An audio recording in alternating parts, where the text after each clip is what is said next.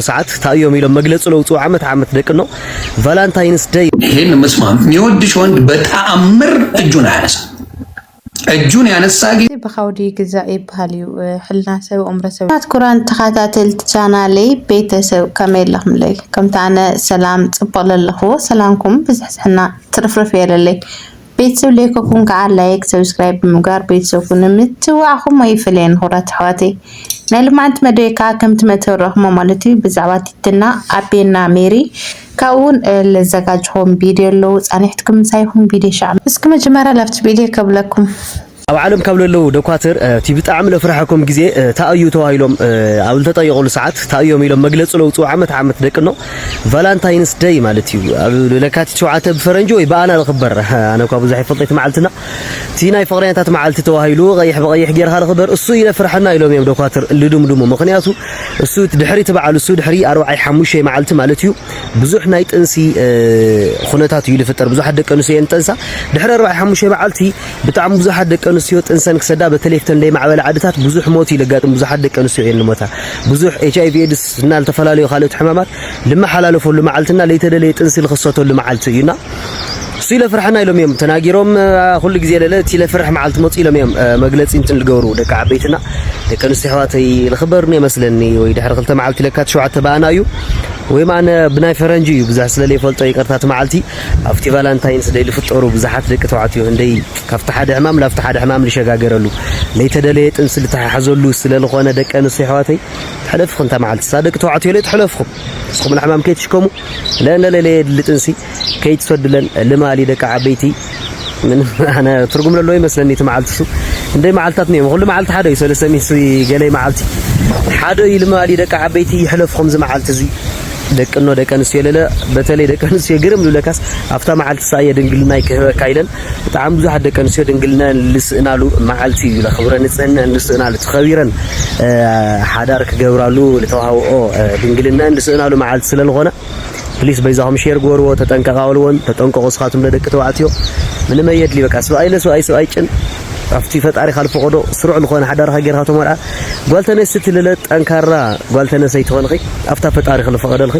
ሓዳርካ ትገብርላ ድንግልና ክልቲ ኩር ልኾነ በዓል ገዛ ከተረክብላ መዓልቲ አክትኾን ለለዋ ኢልክ መከር ይደሊ ሱራን ተኻታተልቲ ያው ከምትል ሰማዕሞዩ አነ ደጋፊት ስለለይ ኾንኩ ዙ ቫለንታይንስ ዴይ ልበሃል ናይ ፍቁራት መዓልቲ ኢሎም ለኽብሩ ደጋፊት ስለለይ ኾንኩ እየና ያው ምኽሪ ሰሚዕኹምኩም ትኾኑ በዓልቲ መልእክቲ ተስፋይ ሕዝኳ ሕብረተሰብና ብዙሕ ኣይተቐበለይ ያው ከምቲ ናይ መጀመርያ ኾነ ጽቡቕ ኣካይዳና ኸደ ኩሉና ገድፎ ኢና ክንገድፎ ክንክእል ኣለና ምክንያቱ ኣነ ብቻ ኣይቀበለይ ደስ ይብለኒ ምክንያቱ ብዙሕ ነገራት ችግራት ለምጽ ነገር ስለልኾነ ምስ ባህልና እውን ስለላይ ኸድ ማለት እዩ استهزخ لزكاجو فيديو لافتا فيديو قبلكم ودي بنصر زي نغركي ግንድማ ክትገብርሉ ዝደልዮም ነገራት ቀዳማይ በቲ ዝሰርሖ ስራሕ ከተድንቅሉ ይደሊ ካልኣይ ብዝተፈላለየ መንገዲ ከም እተኽብርዮ ከተርእዮ ሳልሳይ ንነፍስኺ ክትከናኸኒ ኣለ ከይትወስኺ ከይትገጭፊ ገለ ከይትቀጥኒ ከይትሓምቂ ማለት ራብዓይ ካብ መጠን ንላዕሊ ከይትቆጻጸርዮ ሓምሻይ ክትእዘዝዮ ደይኮነስ ክትእዘዝዮ ሻድሻይ ጥዑም ምግቢ ሰሪሕኪ ክተብልዕዮ ዝተረፈ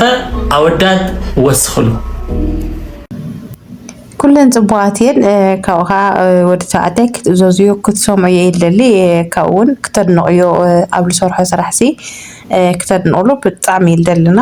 ኩለን ሓሳባት ይሙችያን እየን ማለት ይስማዕማዓለን እየን ብርግጥነት ማለት እየና ጥዑም ምግቢ ሰሪሕ ክተብልዕዮ ወድሲ ብኻውዲ ግዛዩ ይበሃል እዩ بخبرو أيه خولي بحالينا ودات كني كرسا غورل بزي قطع مالتي ማንም ለሆነ ፍጡር ጽቡቅ ከበለ ለጸልይ ጽቡቅ ለጸልይ ለከን ያው በኸውዶ አየሁ ላይ ያይ ባህል ይመስልና አነ ተይለተጋገ መስይቀርታ ማለት ነው እዚ ነገር እዚ ግን ምን ታይት ዝልኒ መስለኩም አው ለሐለፈ ቲትና አቤ ያው ለሎ ሁነታስ ኩልኩም ትፈልጡዋ ሆነኩም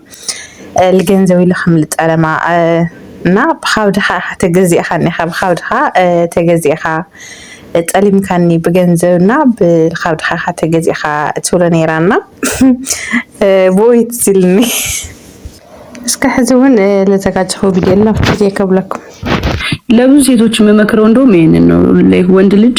እወድሻለሁ እኮ ስለማፈቅርሽ ነው እኮ እመታሽ እና ምናምን ካለሽ ማርያምን በቃ ሙቭ ኦን አድርጊ የምሬን ነው አይባልሽም በቃ የሚወድሽ ወንድ አይመታሽም ትክክል እጁን ያነሳብሽ በትክክል ይሄን መስማ የሚወድሽ ወንድ በተአምር እጁን ያነሳ እጁን ያነሳ ጊዜ እናቱ ነገ ካልገደለሽ ይሄ ሰው አይረካም ዛሬ ደበደበሽ አይደል ድብደባው ያረካውም ነገ ይወጋሻል ከነገ ወዲያ ህይወትሽን ያጠፋዋል ከዛ በኋላ ደግሞ አረፈልጋ ወዳ ነው ይባላል እና አደራ አደራ አደራ ብያለሁ ጃንዬ እግዚአብሔር ያክብርሽ እግዚአብሔር ካንቺ ጋር ይሁን አይዞን ይሄንን ነገር ክሊር አድርጋለች ጥያቄ ያላችሁ የራሳችሁን ደግሞ አጀንዳ መፍጠር የምትፈልጉ ሰዎች አጀንዳ ፍጠሩ እሷ ግን ይሄን ነገር ከአዶናይ ወንድም ጋር እንደሄደች ሲጠራት ሄዳለች ሌላ ጊዜም በዚህ በውክልና ጉዳይ ነው አሁንም በውክልናው ጉዳይ አላለቀም አው ግን በቃ ከሰው ጋር ሄጄ ሰጠዋለሁ ውክልናው አይ ቲንክ አንድ ላይ ሄደን ነው ማንሳት ያለብን እንድታውቁት ጋይስ አውሳልተ ማልቴ ሰለስተ ማልቴ እዚ ልተላለ ብዛዋ ጆን ዳንኤልና ጃኒ ማለት እዩ ነው ያመል ስለሃት ነራና ሰላምኩም ልኮን ሕዚ ከም ልታረቁ በሰላም መንገድ ከም ንፈትሕዎ እዩ ኣነ ተሓሳብ ስለልተመቸኒ ሓደ ሰብ እንድሕር ፎቴካ ዝደልየካ ኮይኑ ያኽብረካ ይፈርሐካ ይና ማንም ኢደ የለልካ ይዘኽብረካና ፎቴካ ተኮይኑ ምክንያት ስለዚ ፎቴክ የልዋዕክ ስለዚ ፎቴክ ከም ዝልገብረክ ይልብሃል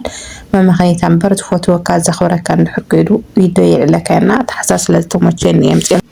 ብዛዕባ ቲትና አቤና ሜርግን ያው ሜርና አቤ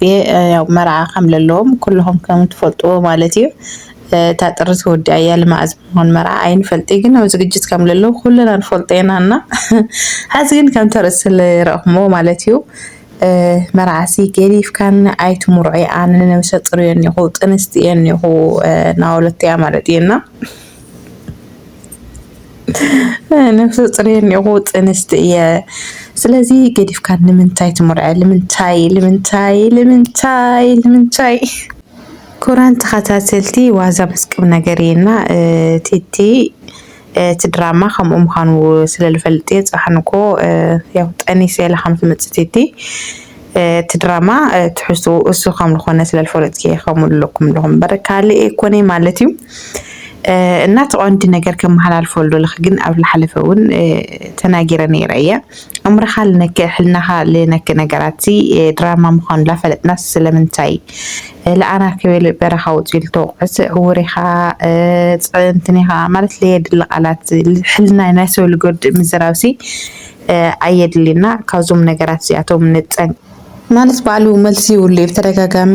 እውር ላለ ብዙሕ ሰብ ኮመንት ላ ጻሐፈ ስለልነበረ ጦሊም ዋኺድ ሪሎም የምረግጠነት ማለት ድራማ ምዃን ለይተረድኦ ሰብ ክኾን ይኽእል እዩ ያው ሰብ ክትፈርድ ይትኽእሊ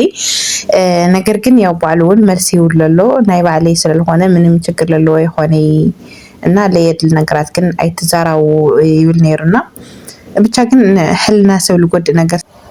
ሕልና ሰብ ልጎድ ነገር ካብ መጽሐፍ ንቀጦ ኩሉ ክንፈት ምክንያቱን ላና ኩሉ ብዙሕ ነገር ልኻፈሉ ላና ኩሉ ብዙሕ መስዋዕት ልኻፈሉ ገና ካዕዊል ኩሉ ሕዋትና እዮምና ስለዚ ነተዋውዕዮም አይዞምና ናምበር ሕልና ካልጎድ ለየድሊ ጽሕፋት መጽሐፍ ማለት ብዙሕ ሰብ ይልጽሕፍ ነይራነ ለባሊ ቪድዮ ሰርሐሉ ኣሎ ወረድኩም ራይ ትኽእሉኹም ማለት እዩ ከምታት ብዙሕ ኮመንት ስለልነበረ ሓዳር ኢለ ቪድዮ ሰርሐሉኹም ማለት እዩና ስለዚህ ካውዝ ነገራት እዚ ንጸንቀቅ ክብለኩም ፈቲ እና ቀዳሚ ሰነቲ ብሩኽ ቀዳሚ ሰነቲ ልተቀደሰል ተባረኸ ቀዳሚ ሰነቲ ጎረልና ኩራት ተኸታተልቲ